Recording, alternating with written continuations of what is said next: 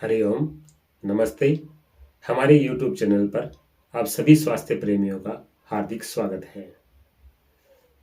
आज हम चर्चा करेंगे प्राकृतिक चिकित्सा के बारे में, जिसको नेचुरोपैथी भी कहते हैं, नेचर क्योर भी कहते हैं, निसर्गोपचार भी कहते हैं। तो इस प्रकार से कई नामों से जाना जाता है नेचुरोपैथी को, जिसको प्राकृतिक चिकित्सा भी कहते हैं। प्राकृतिक चिकित्सा है वो स्वस्थ जीवन जीने की एक कला है, एक विज्ञान है। अर्थात nature cure is an art of healthy living, science of healthy living.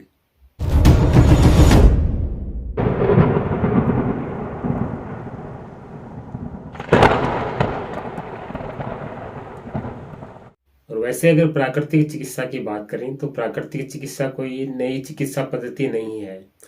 प्राकृतिक चिकित्सा जब से सृष्टि की, इस प्रकृति की रचना हुई है, तब से प्राकृतिक चिकित्सा है।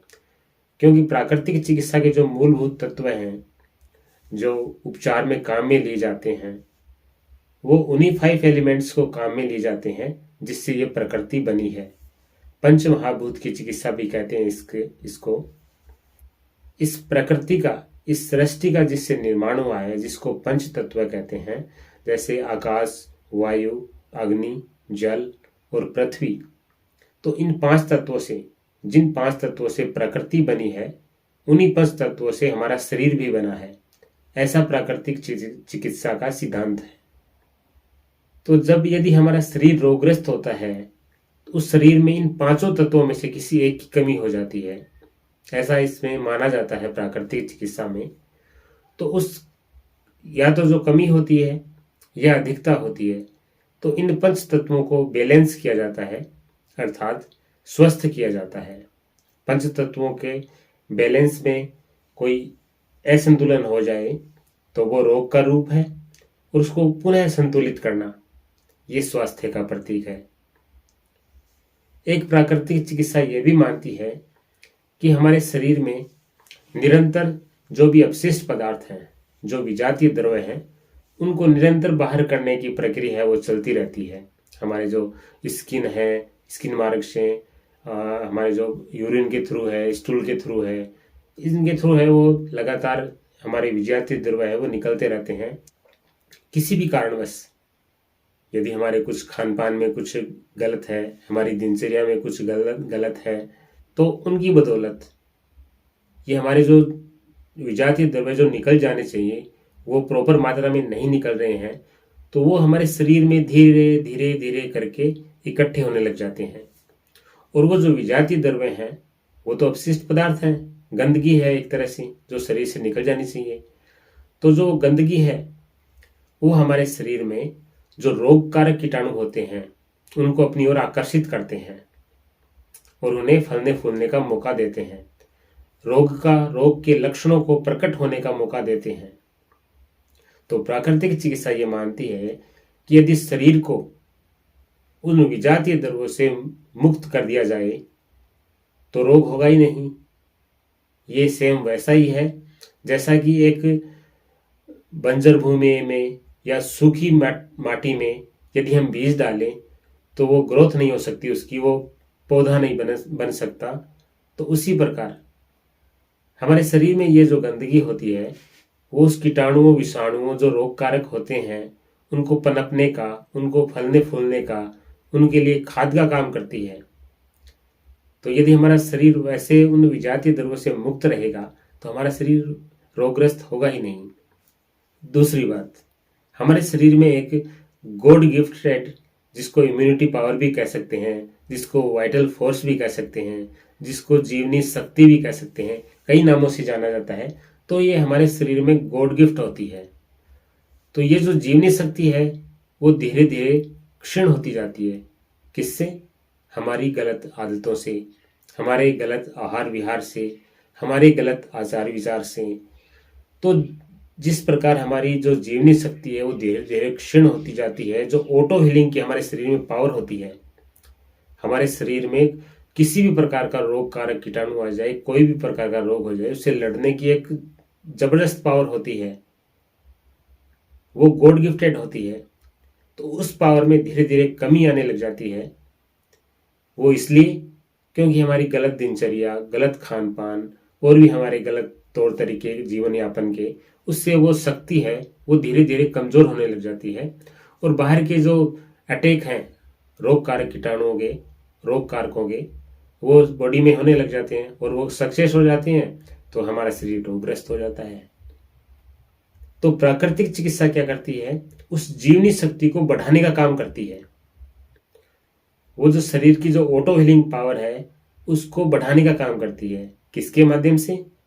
पंच तत्वों के संतुलन से, हमारे आहार विहार को संतुलित करके, हमारी दिनचर्या को संतुलित करके। क्योंकि जैसा हमने अभी थोड़ी देर पहले बताया कि प्राकृतिक चिकित्सा है वो पंच तत्वों की चिकित्सा है।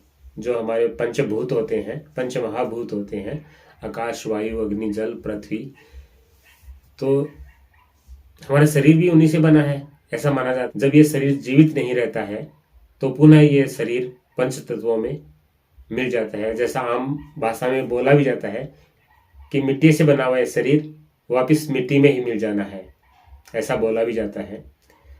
तो हम एक छोटी सी बात का एक उदाहरण लेते हैं।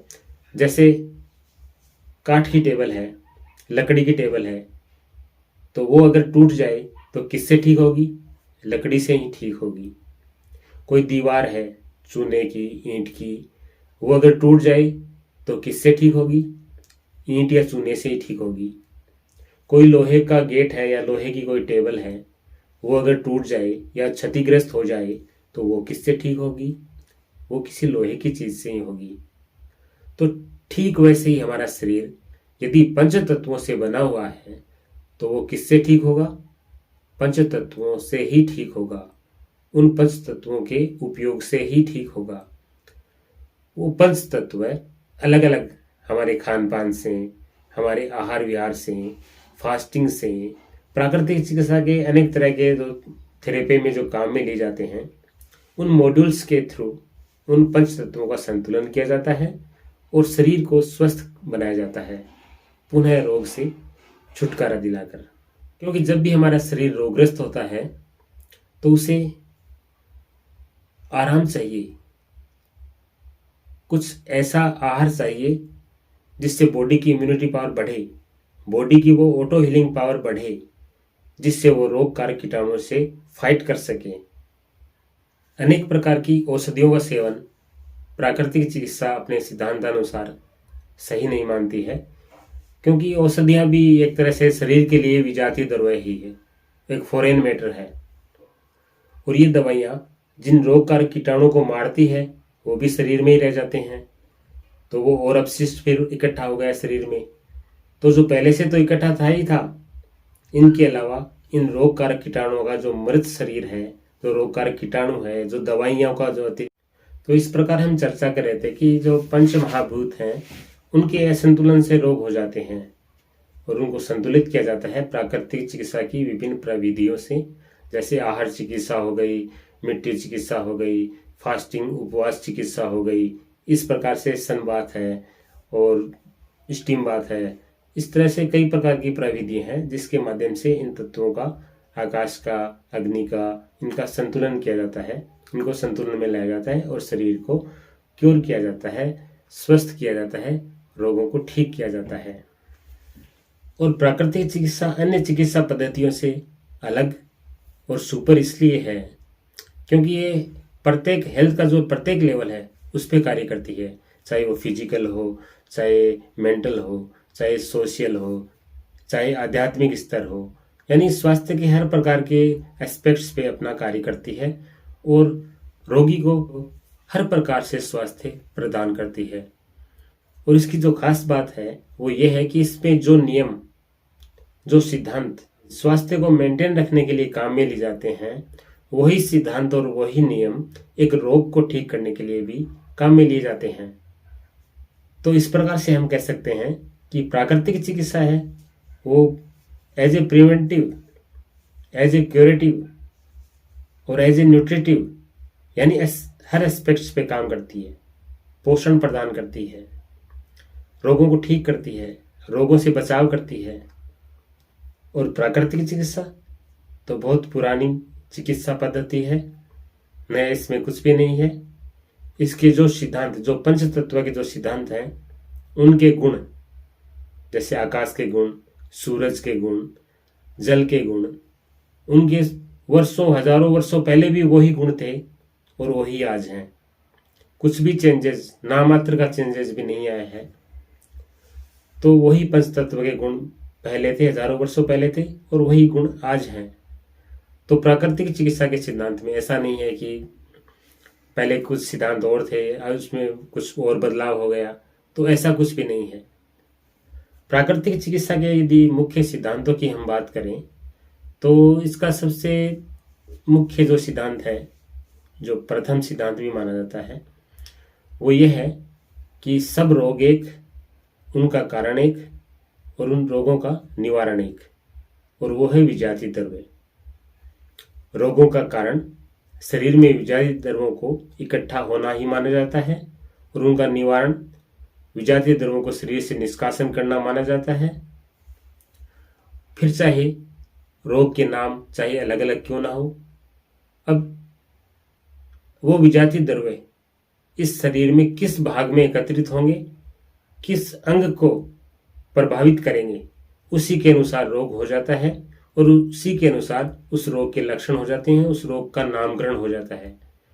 लेकिन उसका मुख्य जो कारण है वो विजातीय द्रव्य ही है।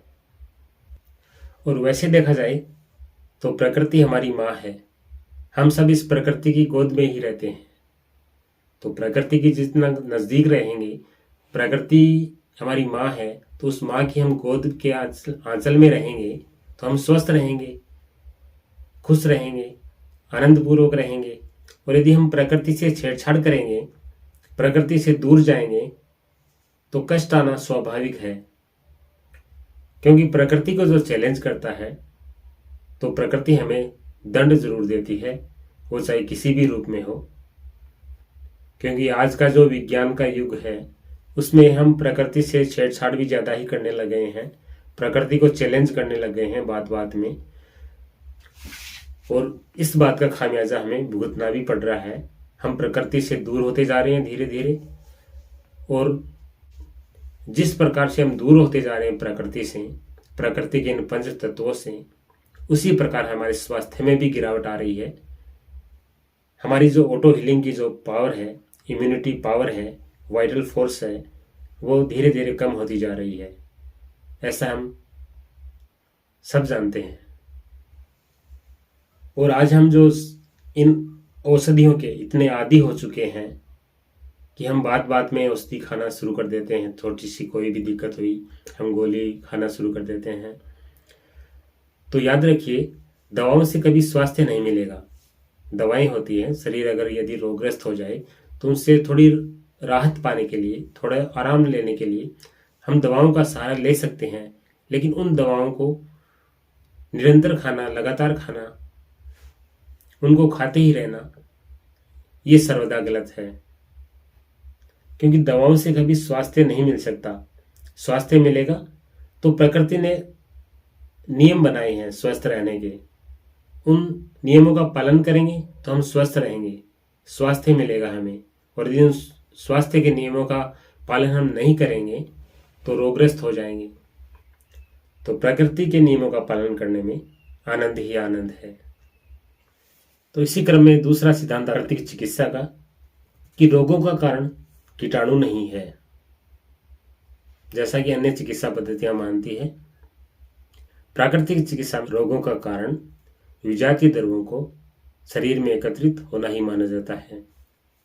इसके बाद जो तीसरा सिद्धांत है वो प्राकृतिक चिकित्सा ये कहती है कि तीव्र रोग जो होते हैं, जैसे वोमिटिंग हो गई, डायरिया हो गया, जुखाम लगना हो गया, तो इस प्रकार जो तीव्र रोग होते हैं, एक्यूट डिजीज होती है, वो हमारे शरीर के शत्रु नहीं मित्र हैं। वो शरीर की सफाई करने के लिए आते हैं। हमारे शरीर में जो विजातीय द्रव्य एकत्रित हो जाते हैं तो ये शरीर की तरफ से प्रतिक्रिया है अपने आप को रोग मुक्त करने की, उन विकार से मुक्ति देने की।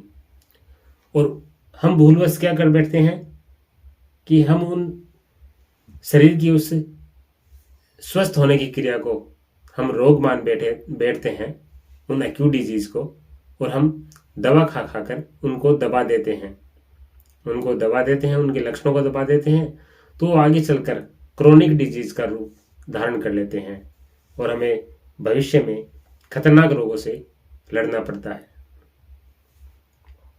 प्राकृतिक चिकित्सा के यदि अगले सिद्धांत की हम बात करें तो अगला सिद्धांत है कि प्राकृतिक चिकित्सा में किसी एक रोग की चिकित्सा नहीं होती है, किसी रोग विशेष की चिकित्सा नहीं होती है। प्राकृतिक चिकित्सा में रोगी की चिकित्सा होती है, रोगी की, यानी संपूर्ण शरीर को ठीक किया जाता है।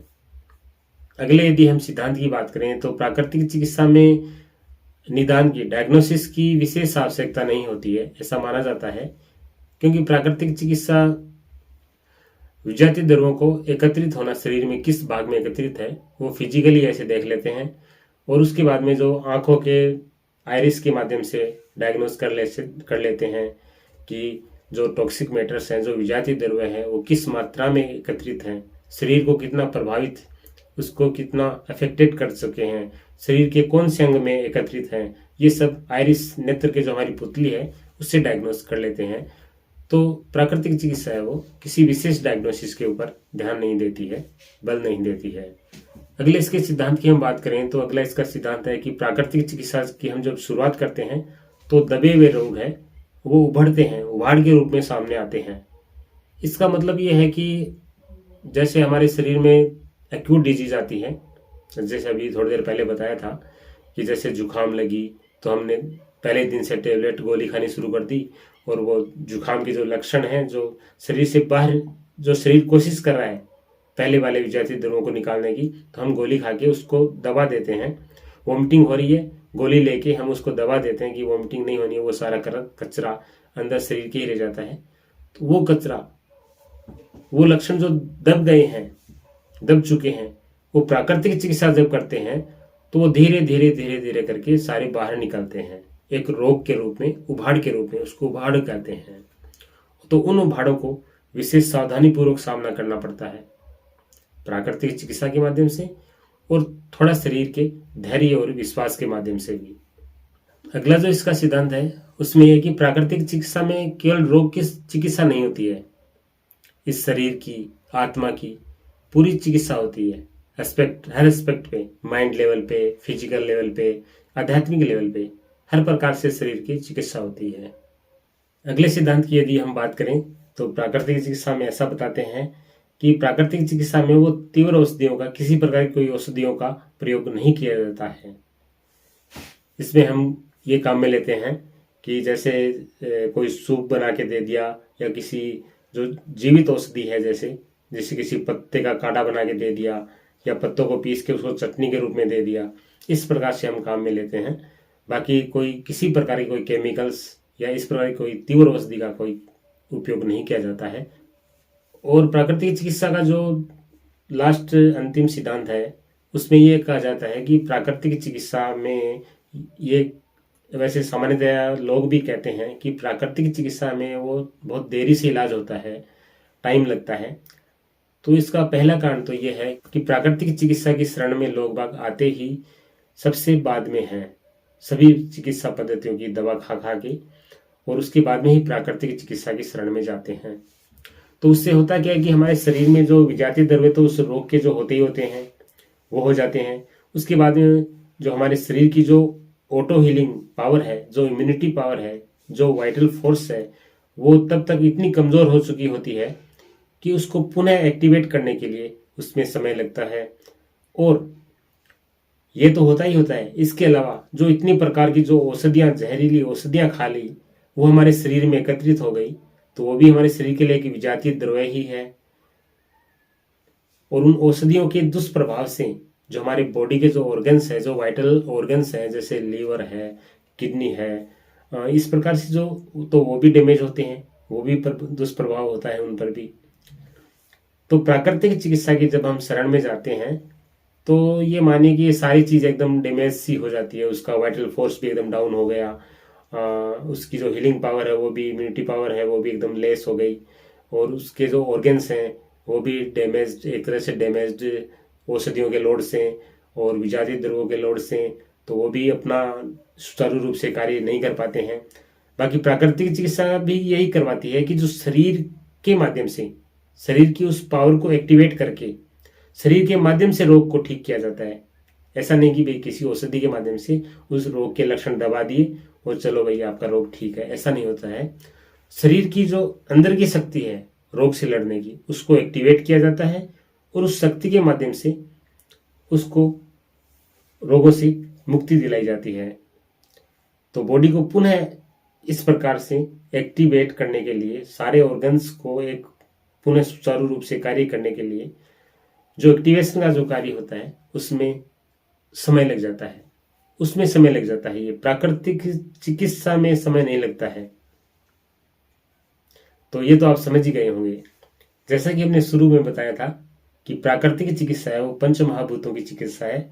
उनमें असंतुलन होना रोग है और उनमें पुनः प्राकृतिक चिकित्सा की प्रविधियों के द्वारा संतुलन में लाया जाना ही स्वास्थ्य है, रोगों से मुक्ति है। तो नेचुरोपैथी में डिफरेंट डिफरेंट प्रकार की मॉडलिटीज काम में ली जाती है। जैसे डाइट थेरेपी है, फास्टिंग थेरेपी है, मड थेरेपी है, विभिन्न प्रकार के बाथ्स हैं। तो किस प्रकार की हमें डाइट उस पेशेंट के लिए यूज करनी है, तो ये सब उस पेशेंट की कंडीशन पर निर्भर करता है। और पेशेंट को कौन सा ट्रीटमेंट कितना दिया जाना है ये भी उसी बात पर निर्भर करना है। कितने दिन तक दिया जाना है ये भी उसी बात पर निर्भर करता है कि उसके बॉडी में उन विजातीय द्रव्यों की मात्रा क्या है, किस स्थान पे वो एकत्रित हैं और कितने दिनों से, कितने समय से एकत्रित हैं और बॉडी का कौन सा पार्ट उससे प्रभावित है। तो इन सब बातों को ध्यान में रखा जाता है। फास्टिंग थेरेपी की यदि हम बात करें तो फास्टिंग उपवास चिकित्सा प्राकृतिक चिकित्सा में एक ब्रह्मास्त्र है, जिससे किसी भी प्रकार का साध्य रोग हो उससे ठीक किया जा सकता है। क्योंकि फास्टिंग थेरेपी में क्या होता है कि हम भोजन को अवॉइड करते हैं। जैसे किसी विशेष भोजन को अवॉइड करना है, या एक टाइम का भोजन हमें नहीं लेना है, या एक टाइम का खाली नाश्ता लेना है, भोजन दोनों टाइम का नहीं लेना है, या 24 घंटे हमें फास्ट रखना है, या फास्ट अलग अलग ड्यूरेशन का भी होता है इसमें, यानी 1 महीने का, 15 दिन का, 10 दिन का, इस तरह से फास्टिंग भी होता है। वो बॉडी की वो पावर देखी जाती है, अपने शरीर की क्षमता, और वो देखा जाता है। उसके बाद में उस फास्टिंग के जो टाइम है उसको डिसाइड किया जाता है। तो फास्टिंग एक जबरदस्त टूल है प्राकृतिक चिकित्सा के पास किसी भी प्रकार के असाध्य रोगों को ठीक करने के लिए। इसमें यह माना जाता है कि जो पावर बॉडी, हम जो भोजन ग्रहण करते हैं उसको जो पचाने में जो एनर्जी, जो वेस्टेज होती है, उस एनर्जी को रोग को शरीर से बाहर करने के लिए काम में लेते हैं। अभी जो हर प्रकार की जो थेरेपीज हैं उनका एक अलग तरह से उनका इंडिकेशन, कॉन्ट्रा इंडिकेशन भी है। तो सब सारी बातें ध्यान में रखकर ही चिकित्सा शुरू की जाती है। प्राकृतिक चिकित्सा में एक अगली बहुत ही अच्छी प्रविधि है जिसको मड थेरेपी कहते हैं, मिट्टी चिकित्सा भी जिसको कहते हैं। तो इसमें एक विशेष प्रकार की मड है, उसको तैयार किया जाता है और उससे बॉडी को, पूरी बॉडी को मड बांध दिया जाता है, या किसी पार्ट विशेष पे उस मिट्टी की पट्टी बना के उसको रखा जाता है। तो उससे क्या होता है कि मिट्टी में एक जबरदस्त अब्जॉर्प्शन पावर होता है, वो अवशोषण कर लेती है। तो हमारे शरीर से जो विकार है, जो गंदगी है, उसको पूरे शरीर से अवशोषण कर लेती है मिट्टी। तो इस प्रकार से मिट्टी चिकित्सा है वो भी अपने आप में एक बहुत ही महत्वपूर्ण प्रविधि है प्राकृतिक चिकित्सा में। इसमें भी कई तरह के रोग जैसे स्किन डिजीज हैं, और भी मोटापा है, और भी कई तरह से जो हमारे विकार हैं वो सारे दूर होते हैं। इसमें डायग्नोस्टिक मेथड्स की हम बात करें तो डायग्नोस्टिक मेथड मैंने पहले भी बताया था, सिद्धांत की जब बात कर रहे थे हम, कि हम विशेष निदान डायग्नोस्टिक मेथड्स को काम में नहीं लेते हैं। इसमें मोस्टली तो रोगी का फिजिकल शरीर देख के ही पता लग जाता है इसके बॉडी के कौन से पार्ट में इसमें विजातीय द्रव्य एकत्रित हैं। और इसके अलावा जो आइरिस डायग्नोसिस करते हैं, आंखों की जो पुतली होती है उसमें हम देख के और रोग का डायग्नोस किया जाता है, उस विजातीय द्रव्य का डायग्नोस किया जाता है कि बॉडी के कौन से पार्ट में एकत्रित है, किस ऑर्गन को प्रभावित कर रहा है और कितनी मात्रा तक है। ये सब हम आइरिस को देखकर, उसके जो स्पॉट्स से बन जाते हैं उसको देखकर ये डिसाइड किया जाता है। और अगला जो डायग्नोसिस का टूल्स इसमें प्राकृतिक चिकित्सा में है वो है फेशियल डायग्नोसिस। फेशियल डायग्नोसिस में हम ये पता लगा देते हैं कि जो विजातीय द्रव्य है वो किस पार्ट में, जैसे नेक साइड में है या थ्रोट साइड में है, गले के आगे है, बॉडी के पीछे है, फेस के ऊपर है, या किस पार्ट पे वो विजातीय द्रव्य है वो ज़्यादा एकत्रित हो रहे हैं। तो फास्टिंग थेरेपी, मेड थेरेपी, इनके अलावा हम काम में लेते हैं हाइड्रोथेरेपी, जिनमें विभिन्न प्रकार के बाथ काम में लिए जाते हैं। इनमें विभिन्न बॉडी के विभिन्न पार्ट पे वाटर के विशिष्ट टेम्परेचर के साथ बॉडी के साथ अप्लाई किया जाता है और उससे जो थेराप्यूटिक इफेक्ट्स हैं वो लिए जाते हैं विभिन्न प्रकार के रोगों में। तो जल चिकित्सा भी एक अच्छा टूल है इसमें नेचुरोपैथी में। इसके अलावा मसाज थेरेपी, मसाज चिकित्सा भी प्राकृतिक चिकित्सा में एक महत्वपूर्ण इम्पोर्टेंट प्रविधि है जिसको हम काम में लेते हैं। मसाज थेरेपी में विभिन्न प्रकार के ऑयल्स के माध्यम से बॉडी की मसाज की जाती है। इसमें मसाज करने का जो मुख्य है हमारा मोटो वो ये रहता है कि बॉडी के जिस पार्ट में विजातीय द्रव्य से रुकावट आ गई है, वो अपना स्थान छोड़ नहीं रहे हैं, तो मसाज के थ्रू उनको अपनी जगह से हिलाया जाता है। उनको जो कई दिनों से जमे हुए हैं एक जगह पर, उनको वहाँ से रिमूव किया जाता है और हमारे ब्लड के थ्रू है। मसाज से ब्लड सर्कुलेशन बढ़ जाता है, तो हमारे ब्लड के थ्रू है, विभिन्न चैनल्स के थ्रू है, उन विजातीय द्रव्यों को जैसे पसीने के माध्यम से, मलमूत्र के माध्यम से और उनको बाहर किया जाता है। इनके अलावा विभिन्न प्रकार की रंग चिकित्सा भी की जाती है। सूर्य के प्रकाश में विभिन्न प्रकार के कलर्स पाए जाते हैं, उन कलर्स के अलग अलग थेराप्यूटिक इफेक्ट्स हैं बॉडी पर, तो उनको भी हम काम में लेते हैं। यानी मेडिसिन से अलावा जो भी विदाउट मेडिसिन जो भी टेक्निक्स हैं वो लगभग सभी काम में ले जाती है प्राकृतिक चिकित्सा में। इसीलिए इसको होलिस्टिक मेडिसिन अप्रोच भी कहते हैं। ट्रीटमेंट का एक योगासन, प्राणायाम वगैरह है और एक्सरसाइज वगैरह है, इन सब के माध्यम से और ये एयर्स का उपयोग किया जाता है। और इसके अलावा जैसे मैग्नेट चिकित्सा है, मर्म चिकित्सा है, एक्यूप्रेशर है, एक्यूपंक्चर है, उनका भी थोड़ा थोड़ा पार्ट प्राकृतिक चिकित्सा में हम काम में लेते हैं। सबसे पहले हम डालते हैं एक नज़र प्राकृतिक चिकित्सा के मुख्य ट्रीटमेंट के ऊपर। जो ट्रीटमेंट की प्रविधियां काम में ली जाती है उनके ऊपर हम एक नज़र डालते हैं। तो इसमें mud pack, mud bath, hip bath, sitz bath, spinal bath, hip bath, foot bath, steam bath, sun bath, cold and hot compression, waist seat pack, chest pack, abdominal pack, knee pack, enema भी इसमें प्राकृतिक चिकित्सा में बहुत ज़बरदस्त एक tool है प्राकृतिक चिकित्सा की एक इलाज में। तो एनिमा से लूक वार्म वाटर का, गुनगुने पानी का एनिमा दिया जाता है कई बार विभिन्न कंडीशन में, और उसमें कुछ मिला भी लेते हैं, जैसे नींबू मिला लिया उसमें, या छाछ भी मिला ली जाती है, या शहद भी मिला लिया जाता है। तो वो कंडीशन, पेशेंट की कंडीशन के आधार पर किया जाता है। बाकी एनीमा से शरीर की हमारी जो बड़ी आंत, ये माना जाता है कि जो विजातीय द्रव्य जमने की जो प्रोसेस है, विजातीय द्रव्य जो एकत्रित होने की जो प्रोसेस है वो बड़ी आंत से ही शुरू होती है, क्योंकि बड़ी आंत से जो मल निकलने का मुख्य मार्ग है, वहाँ से अगर जिस तरह से रुकावट होगी, मल निकलना धीरे धीरे कम होता है किसी भी कारणवश, तो विजातीय द्रव्य का जो एकत्रित होना है वो भी वहीं से शुरू होता है। तो एनिमा के माध्यम से उस बड़ी आंत को सशक्त बनाया जाता है ताकि वो विजातीय द्रव्य को, मल को अच्छे से निकाल सके, और जो पहले से जमा हुआ मल है और उसको भी निकाल सके। तो इस प्रकार से आप जान ही गए होंगे कि प्राकृतिक चिकित्सा पंच महाभूतों की एक सर्वश्रेष्ठ चिकित्सा पद्धति है, जो बिना किसी औषधियों के हमारे शरीर को रोग मुक्त करती है और स्वस्थ रहने की, स्वस्थ जीवन जीने की एक कला सिखाती है।